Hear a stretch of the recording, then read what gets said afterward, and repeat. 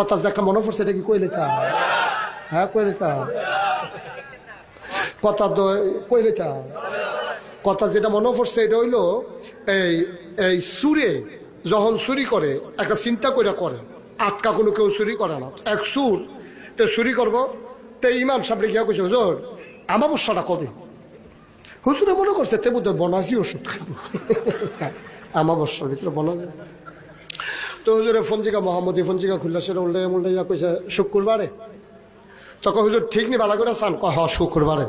তাই করছে কি শুক্রবারে 2 কেজি ভাতের সাইন না আইসে মসজিদ আইনা সেটা হুজুর একটা লোকের একটা গোপন ইচ্ছা আছে, আপনি একটু দোয়া করে দিয়েন নামাজের পরে। তো হুজুরে আর জিজ্ঞেস না কি গোপন ইচ্ছা? গোপন তো গোপনে। তো হুজুরে এই নামাজ যখন শেষ হয়েছে তো কইছে সকলে বইয়েন বাকি নামাজের পরে দোয়া আছে। তো সকলে তো বইয়া রয়েছে। তো হুজুরে